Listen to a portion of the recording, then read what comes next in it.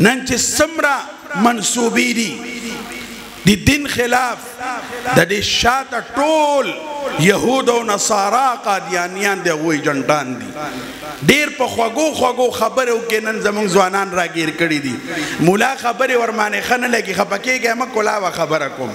وښلې او خپکه تاسو را زمونږ د زړه نه مینا ده زمونږ د غریبانو هم لګ اوري وښلې الله دې تاسو له سلامت ساتي خدا نه خاص تک کم ځوان مانه هارت اٹیک راغی نو په سر طرف ته به سوق ولاړی لیډر سیب وزیر سیب آئی جی وزیر اعلی نه دقه دی ګری پټ کې مولا به ولاړی ها د غسل وخت راغی بچو کې غدم را اگر شرم نشته چې خپل پلار له غسل ورکی دقه مولا سے دغه د مدرسې چڼې هغه بستا پلار ستا رور تر ټولو لا هغه به غسل ورکی بیا د جنازې وخت شي هغې وخت کې بیا څوک وي دغه مولا صاحب دی قبر کې مولا صاحب یو واقع درته ورومه خو دا هم یو عبرت دی راولپنډۍ کې زمونږ یو ملګری و پی ټي آی سره تعلق و جماعت سره زمونږ شته ملګري هغه به اکثر ما سره بحث مباحثه کوله ما ورته ورځ وی ما سره بحث مباحثه مه کوه وښلې او نو باز به نه راته ګپ هم او تنګول به هم کول خو بهرل یو ورځ چې چلو ښه زه مدرسې کې وم ما ته ټلیفون راغی ما ته وي زما نیا وفات شله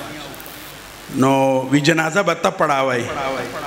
زړه لغو مې خبرې راغلې وې غو ما وی خیر بیا به ملګري غودې که نه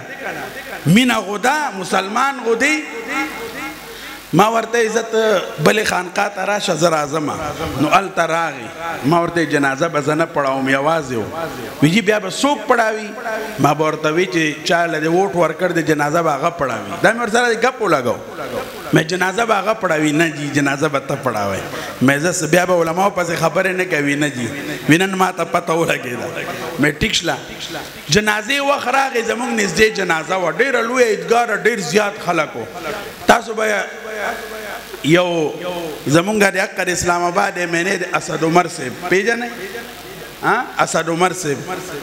اسد عمر صاحب و داسې نور ډېر کسانو د پی ټي آی مسلم لیگ د پیپل ټول هلته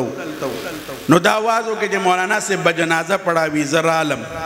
موقع خو ما څه کوه دا ټول په فرنټ صف کې ولاړو ما هلته آواز وکړه مې خلکه جنازه څوک پړاو کړي مولي صاحب ته مې زما غو رای دا ده که نن اسد عمر صاحب جنازه پړاوه کړي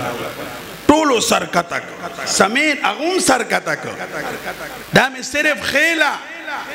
چې دا علما ستاسو خیرخواګان دي ستاسو غمی خوشحالی کې دا علما دي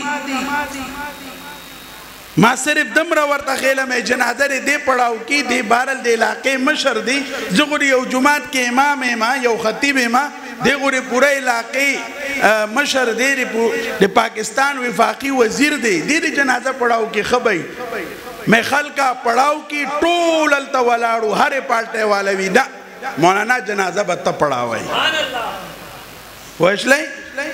هر کار هر رهنمایي ستاسو علما کی اے خلک علماو سره مینه وکړئ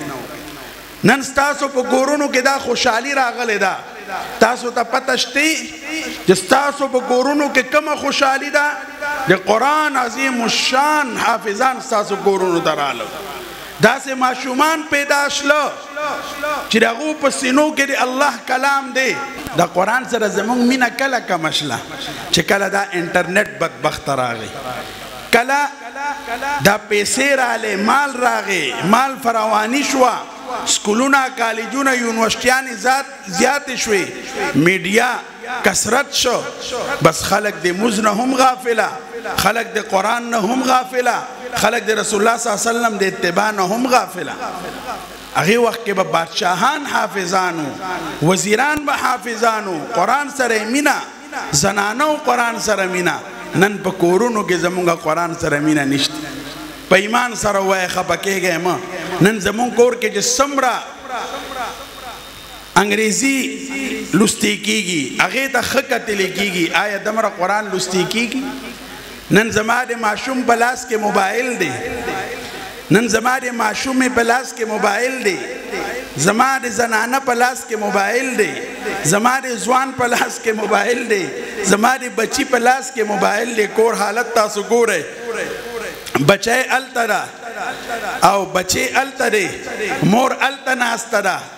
आओ प्लार चरे अल्तनास्ते टोल अप्पल अप्पल गेमुनों के मशगूल नी। अल्तबा इमाम से मुअज्जिन से बा जुमात के अजान शुरू के अल्लाहु